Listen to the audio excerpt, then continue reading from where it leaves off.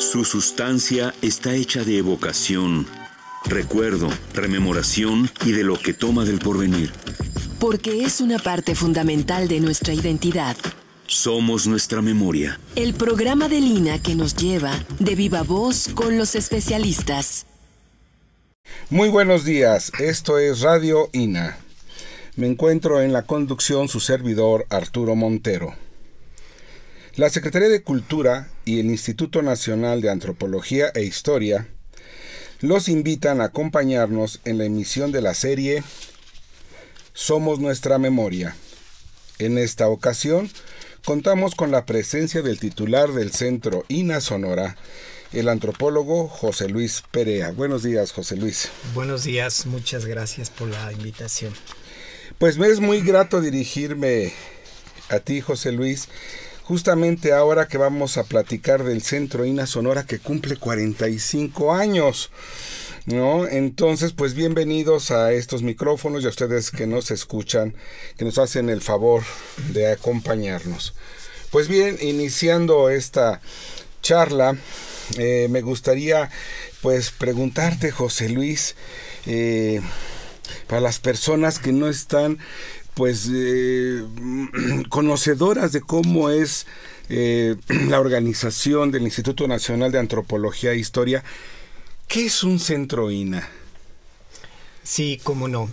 En 1939, por decreto presidencial, nace nuestra institución, el Instituto Nacional de Antropología e Historia, y con ello se genera la posibilidad de desarrollar proyectos de investigación, de conservación, de difusión de patrimonio cultural del país, y se va realizando a través de distintas instancias que tiene la propia institución. Ya para ese entonces estaba el Museo Nacional, que hoy es el Museo Nacional de las Culturas del Mundo. Ya existía la Escuela Nacional de Antropología e Historia, y sobre todo ya existía una cantidad muy importante de proyectos de investigación arqueológica y antropológica que se realizaban en distintas partes del país. Con el devenir de lo que fueron la realización de los proyectos que hacía el INA, hacia los años 70, principios de los años 70, se generó una visión de consolidar la institución a través de delegaciones regionales del propio instituto. Fue así que en el año de 1973, en el caso de Sonora, se creó el Centro Regional del Noroeste, que abarcaba en ese entonces a los estados de Baja California Sur, Sinaloa y Sonora. El centro regional del INA entonces se convierte, al igual que otros centros regionales en el país, en la célula principal de la institución para realizar las tareas que permitieran desarrollar los proyectos de arqueología, de historia, de antropología, atender la conservación y la protección de los monumentos históricos, poder realizar proyectos museográficos o museos que pudieran darle una visión a la historiografía para compartirla con la población, es de los museos regionales. También se generaron pues las condiciones de apoyar la infraestructura y sobre todo la operación de zonas arqueológicas que ya se habían abierto al público en ese entonces en diversas partes del país, de tal suerte que un centro INA pues lo podemos hoy dimensionar en la existencia de 30 centros INA que existen en todo el país, en cada una de las entidades, y también como células, como organismos que representan a la institución en todas sus actividades. Oye, pues muy interesante, y ya me imagino que hace 45 años pues estos territorios pues estaban pues más aislados del centro. Creo que es una cuestión descentralizadora del INAH también irnos hasta estos extremos. Tal vez para nuestros amigos pensarán, bueno, pues eso es Aridoamérica, tal vez no están los grandes monumentos, no está esta arquitectura monumental, pero sin embargo en últimos años se ha demostrado la gran importancia y la gran riqueza que tenemos en el norte del país, y ustedes ahora se encargan de todo esto. ¿Cómo has visto el cambio de hace 45 años que se inician allá a todos los compromisos que me imagino que deben de tener con una antropología que va creciendo y nos va demostrando la riqueza del norte del país? Sí, bueno, habrá que decir que en el caso de Sonora, la llegada de los primeros arqueólogos en el estado tiene que ver con la presencia y el papel que jugaron como fundadores el arqueólogo Arturo Oliveros, la arqueóloga Tita Brani, Beatriz Brani, pero que cariñosamente todos la conocimos como Tita Brani. Muy ligadamente llegó también Julio César Olivé. Julio César Olivé, que venía como un joven arqueólogo de Chile, había salido pues exiliado de lo que fueron los movimientos sociales que hubo en esos años de resistencia de la población, que hizo que llegara hasta nuestro país, y de aquí junto con otros especialistas fueran a fundar el Centro Regional del Noroeste. Estos años permitieron que se conformara el primer centro INAH, por decirlo así, de todo el norte del país. En un momento en que era muy importante que se fomentara, que se desarrollaran las disciplinas de la arqueología, de la historia, de la antropología, dado que sobre todo en estas últimas había muy pocos trabajos especializados en la región. Uno de los eventos importantes que se generaron iniciado el Centro INAH fue una mesa de antropología del desierto que configuró líneas de investigación para el desarrollo de estas disciplinas en el noroeste de nuestro país. Fue muy importante la realización de esta mesa, que pudo establecer directrices de investigación, de conservación y de difusión de patrimonio cultural. Y también fue muy importante para el arranque de nuestra institución el registro que se empezó a llevar a cabo de una manera más sistematizada de todos los sitios arqueológicos del noroeste de México. Junto con ello se pudo establecer una relación constante con los municipios, con los gobiernos estatales, con las universidades y centros académicos, para ir generando una labor de mayor claridad en los propósitos y en las materias que hacen al Instituto de Antropología e Historia. Bueno, y me imagino por ahí también que la cuestión de los grupos étnicos, sobre todo la problemática que surge al estar divididos por una frontera. Tengo entendido que hay varias unidades indígenas que tienen una parte en Estados Unidos y la otra en México, y además tenemos pues toda esta cuestión de las culturas del desierto. ¿Cómo es esto de estas culturas, de estos grupos étnicos que aún prevalecen y que tienen una relación más con los pueblos del sur de Estados Unidos? Sí, bueno, en el estado de Sonora, pero también hacia los estados de Baja California, Chihuahua y Sinaloa, se concentra el mayor número de poblaciones indígenas que están en el norte del país. En el caso concreto del estado, Hay 8 grupos indígenas, pueblos originarios, que están pues prácticamente en todo el territorio sonorense, particularmente en el norte, con grupos como los Tojonodam y los Cucapás. En el centro y hacia el mar, los Seris o Comcac. Hacia el centro sur, pegado al mar, están los yaquis y están los mayos. Hacia la sierra están los guarijíos, y más hacia el centro y en la sierra están los pimas, y hacia el norte están los Kikapú.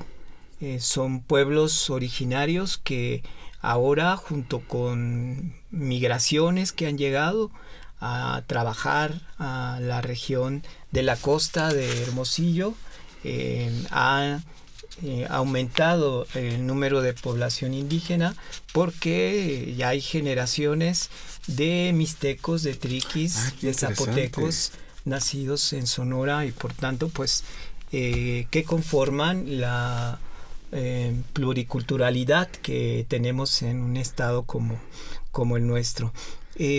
Varias de estas poblaciones, de estas culturas, como son los Tojonodam, como son los Cucapás, pero también los yaquis, se encuentran en Estados Unidos, con poblaciones importantes, con territorios reconocidos, con derechos culturales, que hacen una riqueza y una complejidad que tiene que ver en muchos sentidos con Sonora. Pues qué bien, qué interesante. Platícanos algo de los investigadores que fueron destacados para ir conformando este centro INAH en una región que yo por ahí leía que cuando lo abren en el año 73, pues tuvieron que emigrar también los investigadores, ¿no? Porque sí, pues por allá no había, o sea, se tuvieron que llegar allá. Debe haber sido una situación muy interesante, como de nuevos territorios para la antropología. ¿Qué nos puedes platicar de estos primeros investigadores que van forjando la antropología y sobre todo la presencia del Instituto Nacional de Antropología e Historia en esta parte del país? Bueno, algunos de los antropólogos que llegan casi inmediatamente, también habría que considerarlo en torno a lo que han sido sus investigaciones. Han sido el doctor José Luis Moctezuma, el maestro Alejandro Aguilar Seleni. Ellos empezaron a desarrollar proyectos de investigación y de etnografía con yaquis y mayos, en el caso de José Luis Moctezuma, con seris, tojonodam, guarijíos y pimas, en el caso de Alejandro Aguilar Seleni. Una de las obras que habría que mencionar como parte del trabajo de estos 45 años fue la edición en el año 2014 del Atlas Etnográfico del Noroeste, una gran publicación que integra la participación de arqueólogos, de historiadores, de antropólogos, de promotores indígenas, que concentra mucho de lo que hoy podría representar una memoria de lo que es la arqueología, la historia y la etnografía actual de los grupos indígenas del noroeste. Esta publicación fue editada por el Instituto Nacional de Antropología e Historia, con apoyos y colaboración del INALI y del Instituto Sonorense de Cultura.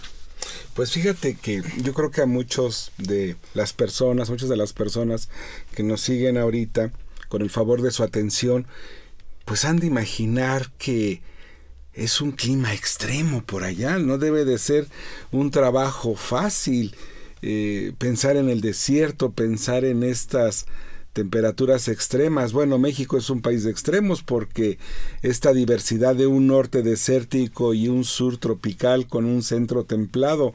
Pero ¿nos podrías platicar algo de cómo es esta antropología, cómo se vive en estas zonas desérticas, cómo se tienen enfrentar a climas extremos. Me imagino que debe tener sus situaciones muy particulares. Sí, desde luego. Es para nosotros en los 45 años reconocer una jornada que se ha venido realizando como una antropología e historia en el desierto. La región llega a tener en estos días de verano alrededor de 49 grados centígrados.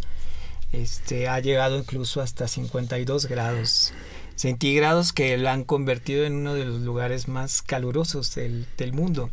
Y ello, pues, aunque ha venido cambiando en los siglos, también el comportamiento climático ha estado ligado con la historia de muchas poblaciones ancestrales y contemporáneas en la región.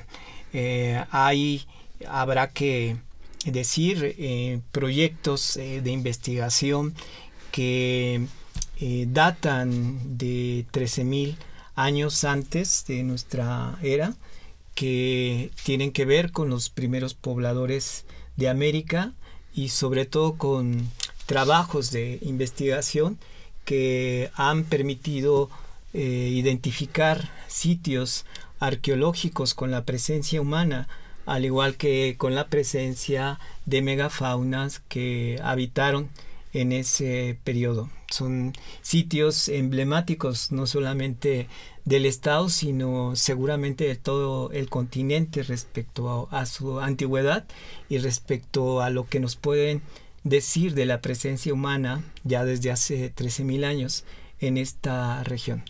Hay proyectos de investigación muy interesantes y muy importantes que se han hecho de la tradición arqueológica de cerros de trincheras. Ello ha permitido con los años, a partir del 2011, de contar con una zona arqueológica abierta al público, que tiene un centro de interpretación y que se abre, al igual que todas las zonas arqueológicas del instituto, todos los días, salvo los días lunes, pero que brinda para toda la región noroeste de Sonora un servicio educativo y cultural, y que tiene un vínculo de mucha profundidad con el trabajo cultural y de desarrollo que hacemos en la propia comunidad de trincheras. Se está en un proceso de apertura, un sitio arqueológico de pinturas rupestres que se llama La Pintada. Se encuentra a 50 kilómetros de Hermosillo. Es un sitio maravilloso de miles de expresiones pictográficas que dan cuenta de diferentes periodos históricos, de diferentes ocupaciones y de una riqueza extraordinaria por su lugar natural, por su paisaje, pero sobre todo por las diversas expresiones culturales que los arqueólogos han estado investigando y que se extienden en toda la Sierra Libre, en esta región donde se encuentra la Pintada. Es importante también decir que uno de los trabajos que ha venido realizando durante varias décadas la institución ha tenido que ver con la investigación, la conservación y difusión de las misiones que se encuentran pues en todo el noroeste del país, pero en el caso de Sonora se encuentran cientos de misiones con la historia que sintetiza lo que representó la colonia y las culturas contemporáneas populares que siguen ligadas a las edificaciones, que tuvieron un papel para la evangelización de las poblaciones indígenas, pero que han tenido sobre todo un papel articulador en múltiples expresiones que tienen que ver con el patrimonio cultural, entendido a través de lo que representa su arquitectura, sus bienes artísticos, documentales, pero también lo que representan las fiestas, la música, la gastronomía, los elementos que configuran toda la riqueza cultural que está alrededor de estas misiones. Es un trabajo constante el que realiza la institución para intervenir, para asesorar, para acompañar muchos proyectos de conservación arquitectónica, de restauración en bienes muebles, de catalogación o de recuperación de información etnográfica y cultural para preservar este patrimonio cultural vivo. Pues mira, José Luis, ya el público nos empieza a enviar preguntas y nos llega una.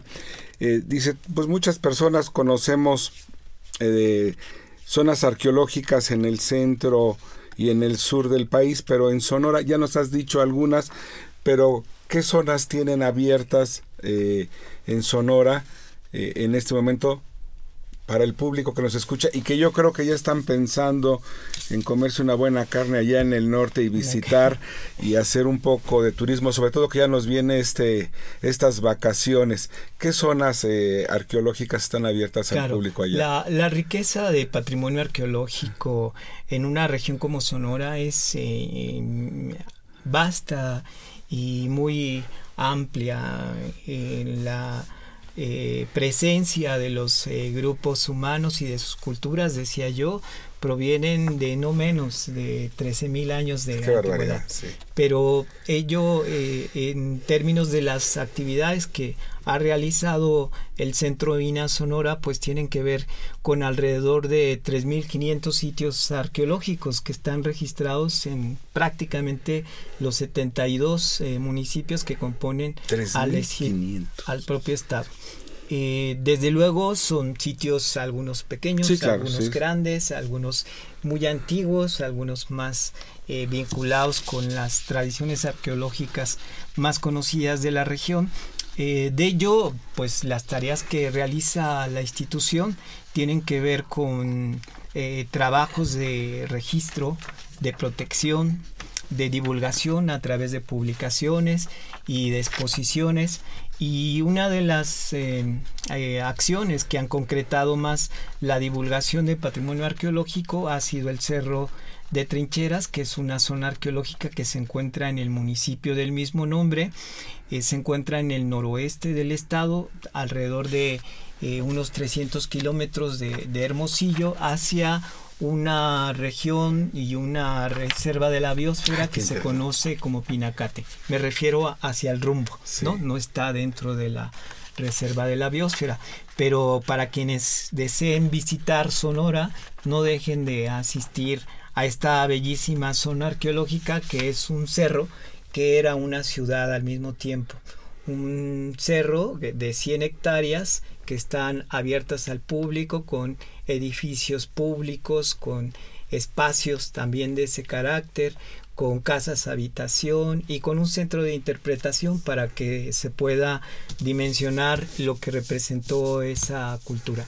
En el caso de La Pintada, que mencionaba yo, que está a 50 kilómetros, allí lo que llevamos a cabo son visitas controladas. Qué bueno. Visitas que se tienen que hacer solicitándolas al propio Centro INA. Cuando se conforma un grupo de visitantes interesados en conocerla, nos organizamos y los llevamos y les damos una visita especial. Este es el mecanismo que llevamos a cabo para lo que representa el conocimiento, disfrute y la manera de compartir este patrimonio arqueológico.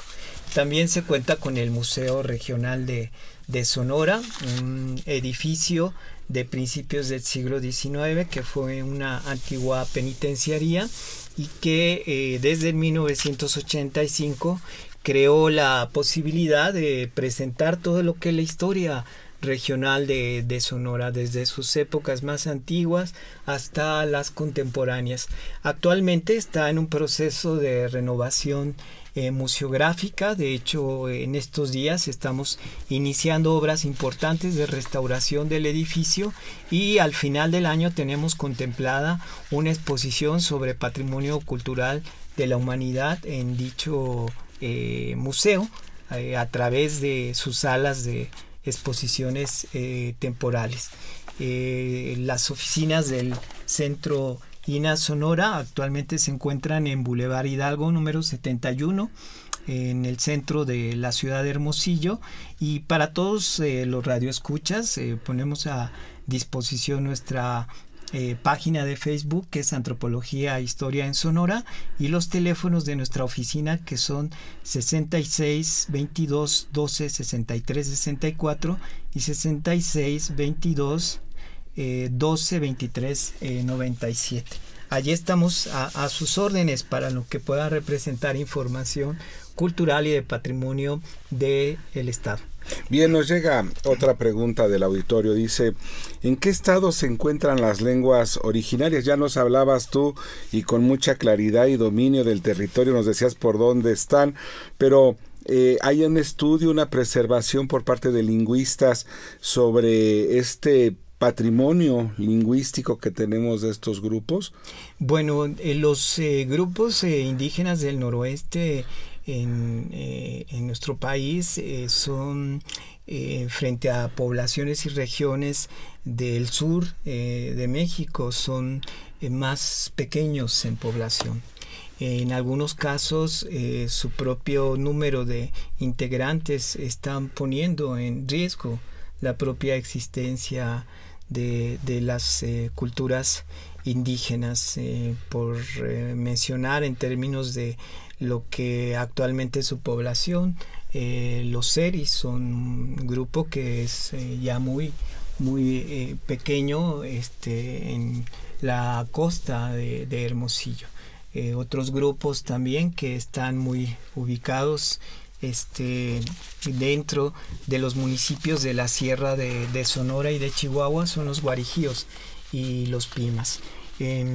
Hay desde luego una constante confrontación de lo que representa nuestra cultura occidental y lo que representa la existencia de las culturas indígenas. En ese sentido, tendencialmente consideramos que ha ido reduciéndose el número de hablantes de lenguas indígenas. También, al mismo tiempo, hemos de reconocer que hay varios programas, no solamente a nivel de investigación, como los que realiza Lina a través de José Luis Moctezuma, que es lingüista, sino también a través de instituciones como la Comisión Nacional de Desarrollo de los Pueblos Indígenas, la CDI, el propio organismo indígena del estado de Sonora, que han fomentado la realización de programas que están procurando la conservación de lenguas indígenas. No es suficiente, pero pues es muy importante, sobre todo, estar fomentando de manera cotidiana y en la oralidad la preservación de las lenguas indígenas. Actualmente el Instituto Nacional de Antropología e Historia promueve para la mayor parte de los grupos indígenas del noroeste un programa relacionado con la preservación de las tradiciones rituales de los pascolas y venados.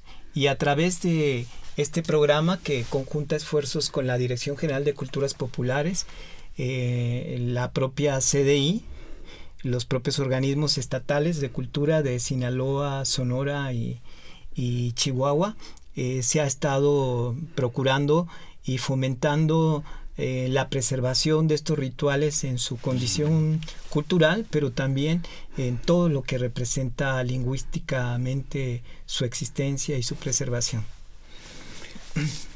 Les recordamos que el tema de esta ocasión es Centro INA Sonora, 45 aniversario, y para hablar de esto contamos con la presencia del antropólogo José Luis Perea. Yo quisiera comentar que considerando los 45 años de existencia del INA Sonora, se ha preparado un programa amplio de actividades para su conmemoración.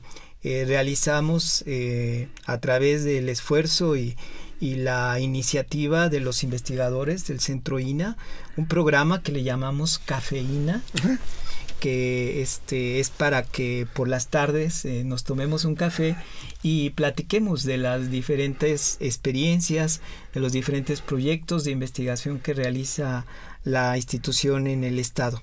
Este programa del año 2018 está considerando temas relacionados con los orígenes del INA en el noroeste de México, la historia general y del estado, así como del Museo de Sonora, los temas relacionados con los retos que tiene el Instituto de Antropología e Historia en este siglo XXI, así como actividades que permitan hacer homenaje a algunos de los investigadores fundadores del instituto en la región.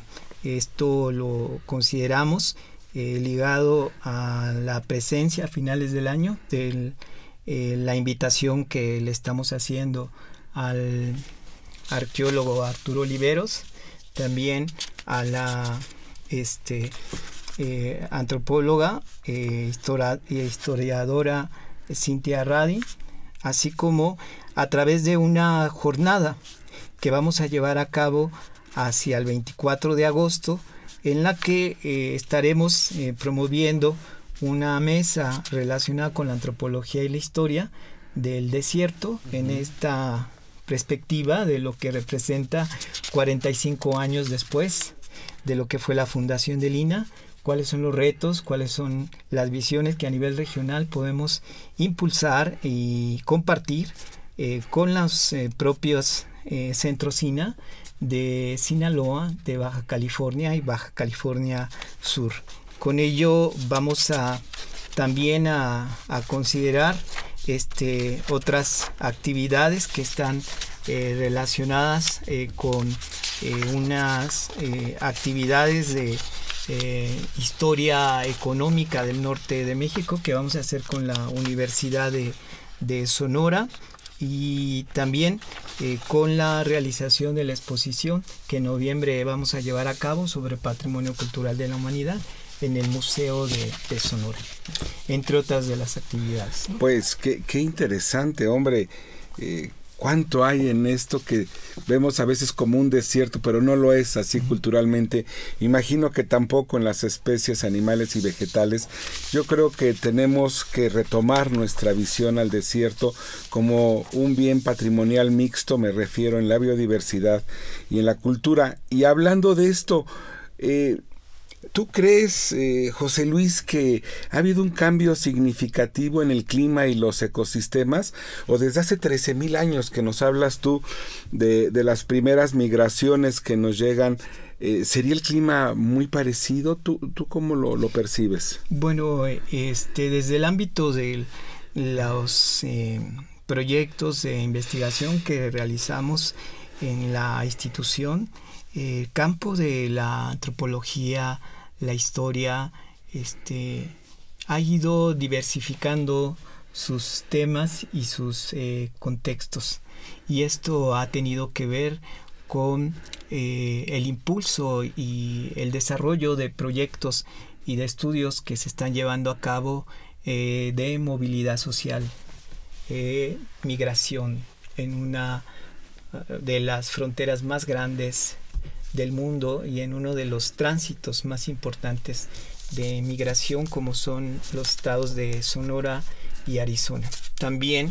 se están ampliando los temas asociados a las luchas indígenas de carácter territorial, tanto ancestral, en términos de lo que representa el territorio de Sonora, pero también en términos de lo que comentabas tú anteriormente, que son la forma en que comunidades indígenas como los Tojonodam, que tienen territorio en Estados Unidos y en México, observan y definen su manera de entender la preservación de su naturaleza y de su cultura en un territorio que está en ambos países.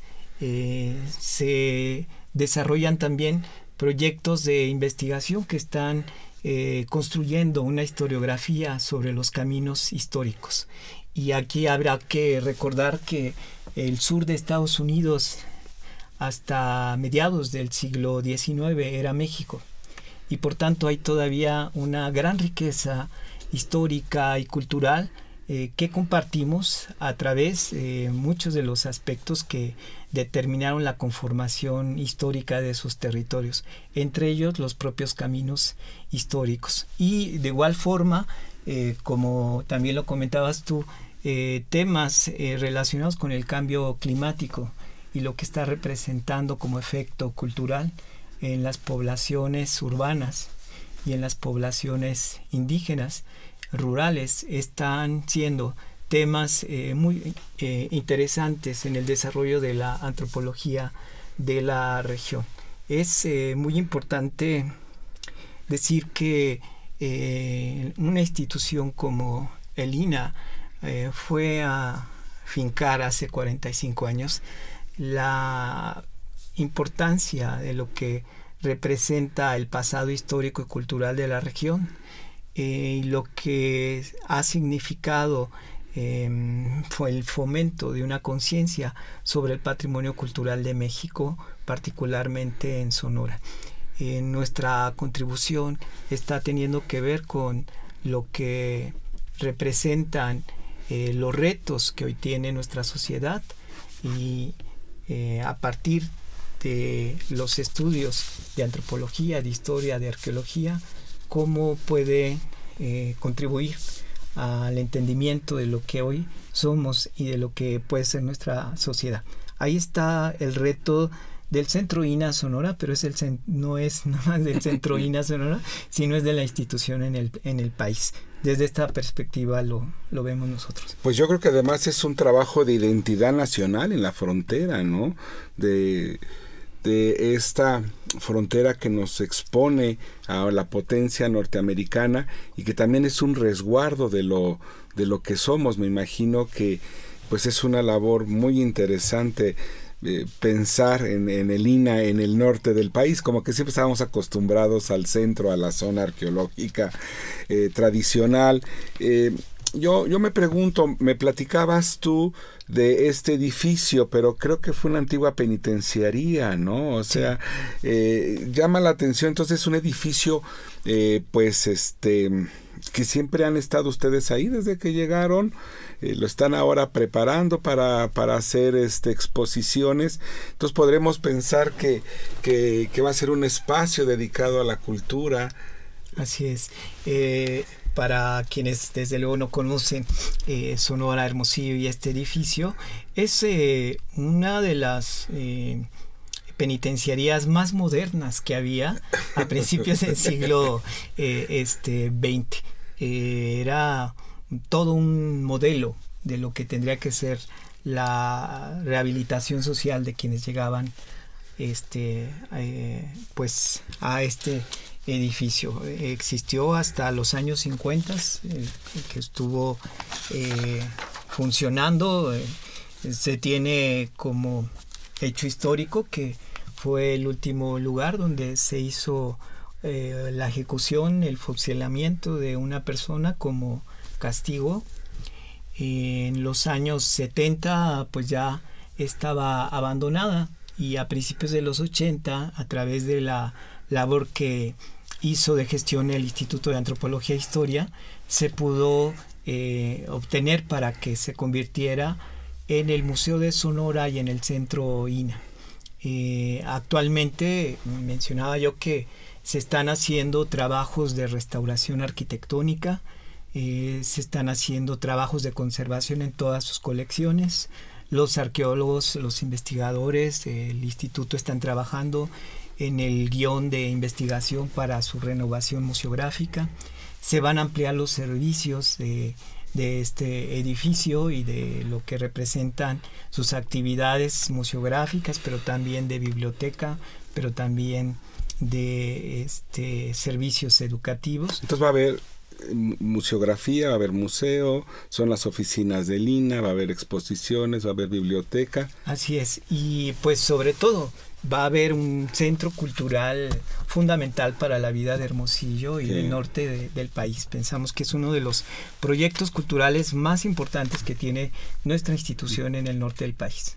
Fíjate que ahora me viene a la mente tal vez salirme un poquito de las cuestiones históricas, antropológicas, que después me gustaría un poco que nos ayudaras más a la visión de esos caminos, que imagino que son siglo XVII, por ahí, que van hacia el norte. Pero antes de pasar a esos caminos, ¿qué hay de la paleontología? Porque pues me imagino que debe de haber fósiles por allá. Recientemente leía yo en la prensa nacional que se encontró una nueva especie de dinosaurio en el país.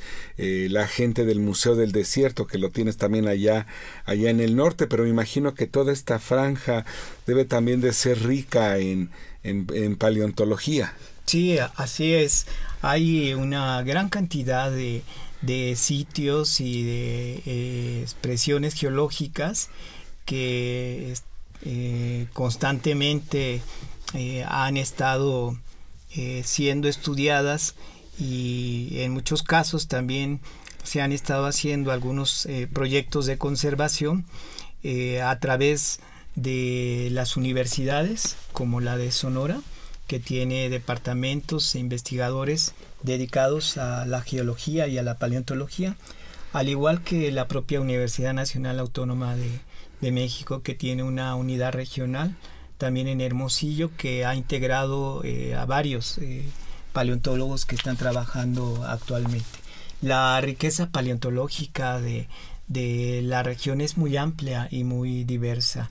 Desde las primeras expresiones de vida en el planeta hasta lo que representan megafaunas asociadas al Cretácico y al Jurásico, que están presentes en diversas partes del estado. Es una gran tarea que no podemos realizar de manera unitaria respecto a nuestra institución.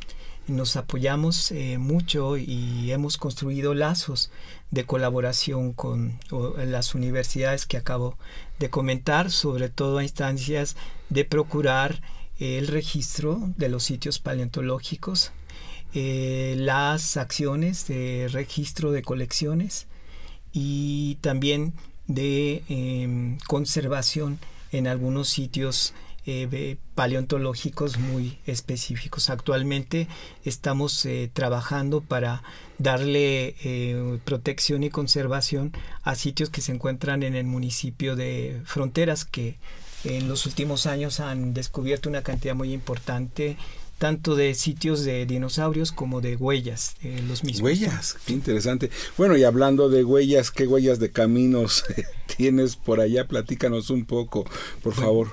Los caminos históricos en nuestro país han sido determinantes desde la época prehispánica. Muy ¿no? bien, sí. Los españoles, cuando llegaron a nuestro país, en lo que representó la conquista de México, fueron siguiendo los caminos prehispánicos, las veredas y caminos, y en algunos casos la infraestructura de caminos que se logró hacer, simplemente por mencionar algunos, los Acbeg de los mayas. Sí. Eran realmente una infraestructura de comunicación muy importante y muy amplia. Los caminos fueron los que permitieron las comunicaciones, el comercio, las intercambios culturales en las propias sociedades prehispánicas. La turquesa que vemos en las culturas mayas es un bien que venía de las minas de Nuevo México y de la parte norte de Chihuahua. Esto nos habla simplemente de las dimensiones de tránsito que había ya en época prehispánica. La turquesa, sobre todo. De Nuevo México hasta Yucatán. López Luján acaba de publicar ahorita justamente un artículo que habla de esta transición de la turquesa. Entonces, estos toman los caminos prehispánicos y sobre ellos va la expansión española. Así es. Imagino que siguiendo las misiones. Hacia el norte van conformando como sistema de colonización las reales mineros, las misiones en su proceso y en su papel evangelizador, ¿no? las haciendas agrícolas y mineras que van favoreciendo el desarrollo social, económico, y los presidios, que son instancias de protección y de estrategia geopolítica y territorial para la consolidación de lo que representó la colonización en el norte del país. Esto fue haciéndose a través de los caminos históricos, muchos y la gran parte nacidos y salidos de la Ciudad de México, pero que llegaban hasta lo que hoy es el sur de Estados Unidos. En camino real costero que pasaba por Guadalajara, iba hacia Sinaloa, llegaba a Sonora, y de allí se iba hacia Arizona y las Californias.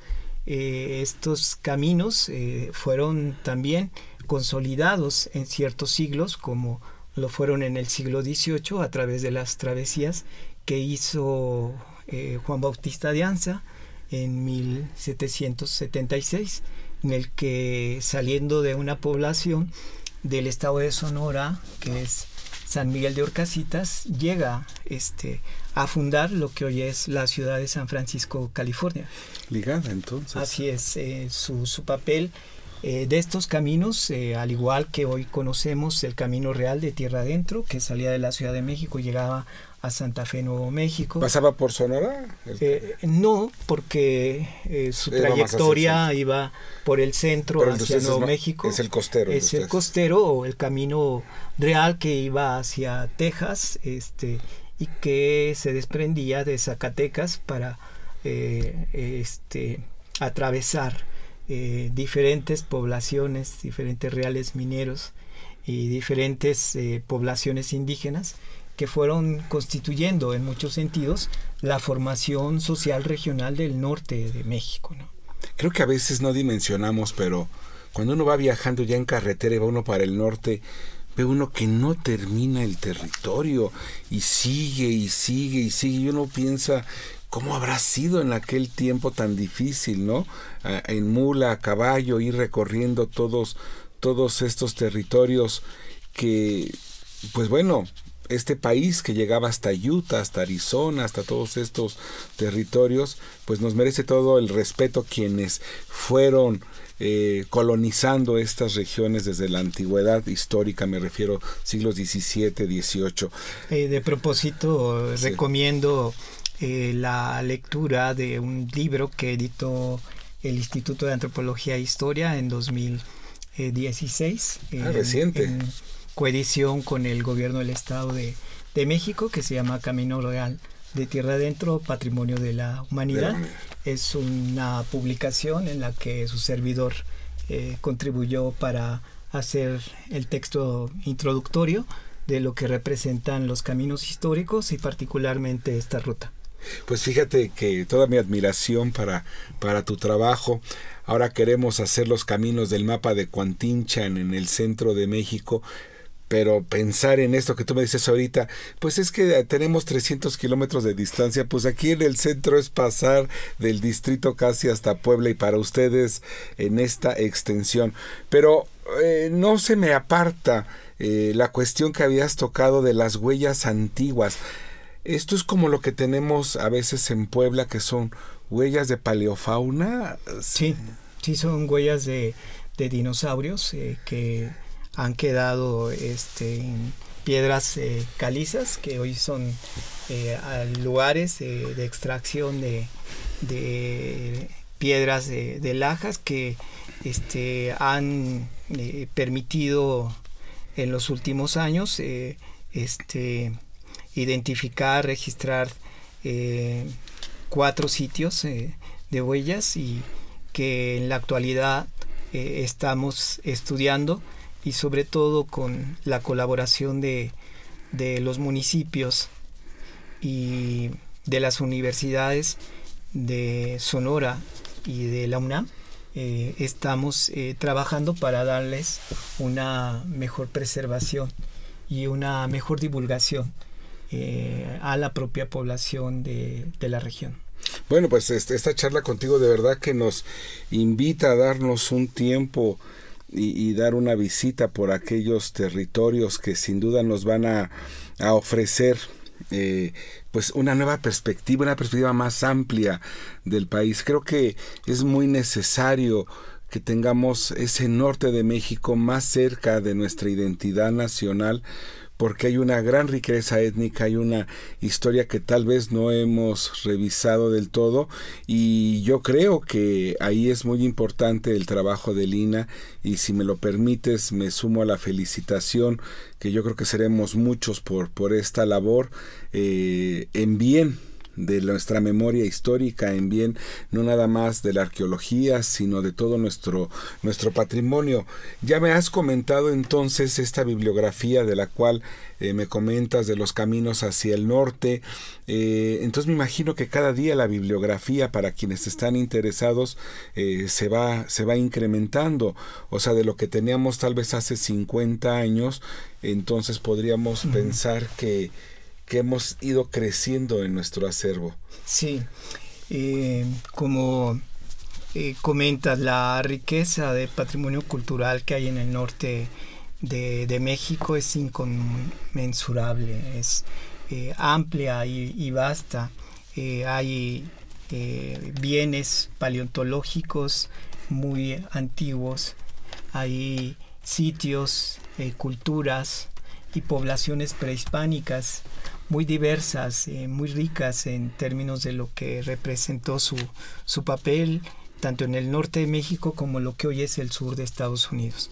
Hay una amplia cantidad de monumentos históricos, de edificios públicos y de privados. Hay rasgos arquitectónicos propios de la región en su arquitectura de tierra.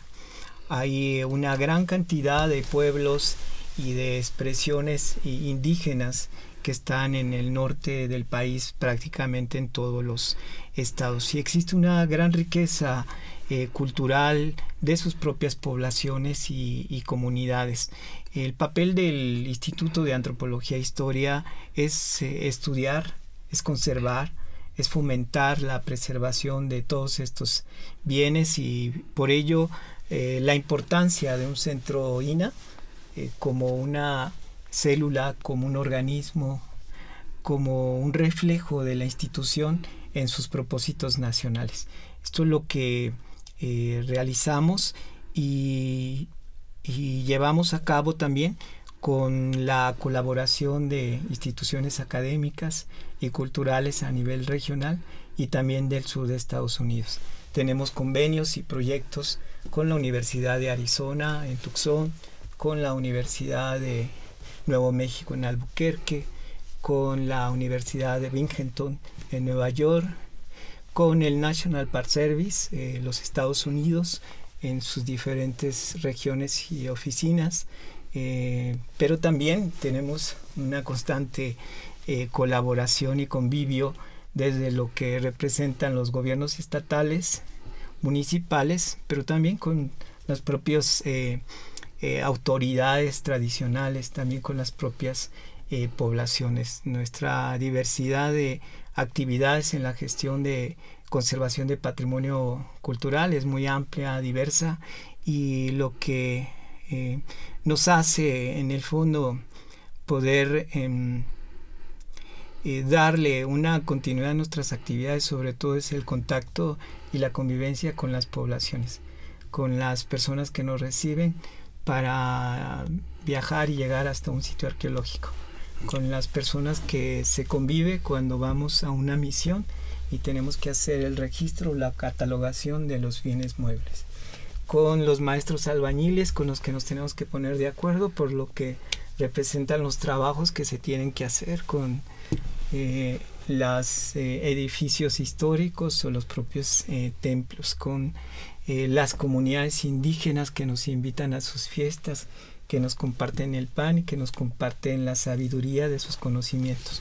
Ahí está el sentido que le da a nuestra institución la posibilidad de tener un conocimiento profundo de nuestro país, un conocimiento cultural sustantivo para el desarrollo de lo que queramos hacer como nación.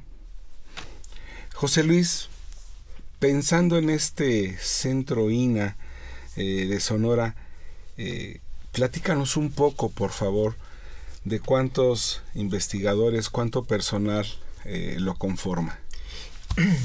Bueno, el INA actualmente está llevando a cabo en Sonora alrededor de 29 proyectos, entre proyectos de investigación arqueológica, histórica, antropológica, relacionados con la protección y conservación de monumentos históricos, de monumentos arqueológicos, de bienes muebles y de divulgación a través de sus centros de interpretación, museo regional, así como las actividades de divulgación que llevamos a cabo.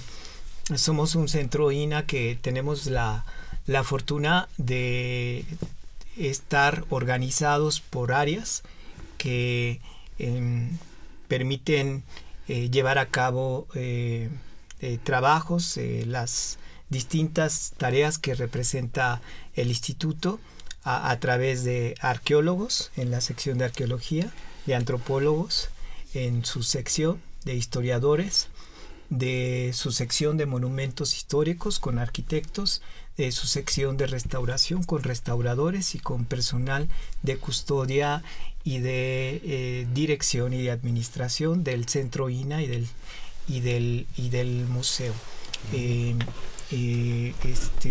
Esto quiere decir que hay alrededor de 12 investigadores, que entre ellos están arqueólogos, están historiadores, están antropólogos físicos, lingüistas, arquitectos, restauradores, como ya mencioné, y personal técnico y administrativo. Eso es lo que somos en el estado de Sonora. A través de los proyectos también hay contratación de investigadores y de personal que nos apoya en estas distintas actividades. Esto es que somos un centro INA hacia el norte del país, no muy grande, pero no muy pequeño. Pequeño frente a los centros INA que hay en otras partes del sur del país, pero muy organizado en términos de sus áreas y en términos de sus proyectos. Llevamos a cabo de manera general todas las actividades competencia del instituto. José Luis, hace un momento me llamó la atención cuando comentabas de con quién tienes convenios, con quién la gente que trabaja, y tocaste partes que parecieron muy, muy interesantes. Me hablabas de, pues, hasta con los albañiles que nos ayudan, con las comunidades en las fiestas, y me quedé con esa pregunta de las fiestas. ¿Podrías platicarnos un poco de estas comunidades, de estas festividades, cómo son en el norte de México? Bueno, hay fiestas muy importantes, las poblaciones, las fiestas patronales, como en todo el país, son esenciales en la vida cultural, social, religiosa, identitaria de los pueblos, fiestas muy emblemáticas y sobre todo convocantes de muchas poblaciones. La fiesta de San Francisco Javier en Magdalena de Quino es una fiesta tradicional que se hace el 4 de octubre, que reúne a miles de personas que llegan a esa población por autobuses, por automóviles, caminando en peregrinaciones, a caballo, en tránsitos que van de peregrinaciones que salen de Arizona a través de los Tohono O'odham, que llegan hasta Magdalena de Quino caminando, o en presencias que la hacen una fiesta intercultural por la presencia también de yaquis y de mayos que van a esa fiesta todos los años. Es una fiesta importantísima para la región. La Semana Santa de las poblaciones indígenas, prácticamente en todas, es muy importante, y en los casos lo que representa la Pascua y lo que lleva consigo en términos de preparación, organización, rituales y festividades, es de 40 días en lugares como la propia ciudad de Hermosillo, con poblaciones yaquis que siguen estando en diferentes barrios de la ciudad de Hermosillo, o lo que representa su presencia y su papel en los pueblos, los 8 pueblos de los yaquis en este valle que se encuentra hacia el sur del estado. Es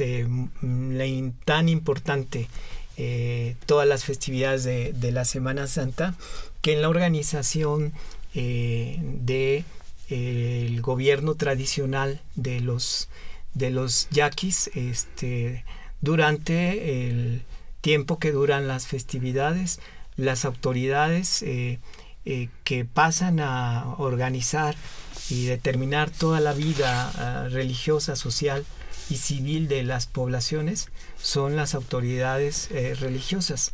Nada más nos da cuenta esto de la importancia que tiene la fiesta y la tradición ritual y religiosa que existe en las poblaciones. Pero pues a través de ellas se expresa mucho de lo que representa la historia, de lo que representa la convivencia con edificios emblemáticos como los propios templos, las propias misiones, la gastronomía, las danzas, las ritualidades, y con ello la forma en que se convive social y culturalmente. Desde luego la música norteña, ¿no?, ligada pues a la tradición que generó la llegada de movimientos musicales en nuestro país en el siglo XIX a través de la polca, que fue generando en todo el norte de nuestro país un género musical a través de la polca, del chotis, del corrido, como base, lo que representa la forma en que la gente recrea su propia historia, su cotidianidad, pero también los hechos violentos, el amor, los pueblos, las fiestas, las carreras de caballos, y los propios bailes, las propias pasiones, las traiciones, lo que representa la vida de los pueblos a través de la música, que está ligada en muchos sentidos a la música que conocemos como música norteña. Quiero decir con ello que pues hay una gran tradición musical en los pueblos, en la sierra, de todo lo que representa esta música y su papel en la vida cotidiana de los mismos, pero que requiere una divulgación adecuada, ¿no? La divulgación que se genera a través de los medios masivos de lo que representa la música norteña en una asociación al narcocorrido o una serie de expresiones que desproporcionan el sentido que sigue viviendo y latiendo en muchas de las comunidades de nuestro país. Bueno, José Luis, platicar contigo es una invitación a Sonora, sin duda, pero no solamente es una invitación física, sino también es una invitación a documentarnos, a leer, a saber más. ¿Qué nos podrías recomendar de bibliografía para irnos adentrando en este vasto y hermoso territorio? Bueno, una de las publicaciones que constantemente saca el Centro INA Sonora y que ponemos a disposición de todos los radioescuchas se llama Señales de Humo. Es una publicación trimestral que sacamos para una divulgación amplia de los trabajos que estamos haciendo de historia, de antropología, de arqueología, de conservación de monumentos históricos, de arquitectura de tierra, en relación con las convivencias y trabajos que se llevan a cabo en las comunidades indígenas. Es una publicación muy dirigida a la población abierta. Está en la página del Instituto Nacional de Antropología, se puede acceder a través de ella o a través también de nuestra página en Facebook, que es Antropología e Historia en Sonora. Y a través de ahí pues pueden ir obteniendo datos, bibliografía y todo esto. Bueno, pues muchas gracias, José Luis, y así su servidor Arturo Montero, a nombre de Radio INA, doy por terminada esta emisión que fue posible por la generosa participación de nuestro invitado, el antropólogo José Luis Perea. Gracias a nuestros escuchas por el favor de su atención y les sugerimos consultar más de nuestra producción a través de la página de internet www.radio.ina.gov.mx. En la realización, la Dirección de Medios de Comunicación a través de la Subdirección de Radio INA con Gabriela Marentes. Producción de Evanibaldo Morales. Controles técnicos y edición, Rubén Martínez. Apoyo, Marta Hernández y Paula Abedoy. Hasta la próxima. Las opiniones y comentarios aquí expresados son de entera responsabilidad de quienes proporcionan la información y no representan necesariamente las opiniones de Radio INA ni comprometen el pensamiento editorial del Instituto Nacional de Antropología e Historia.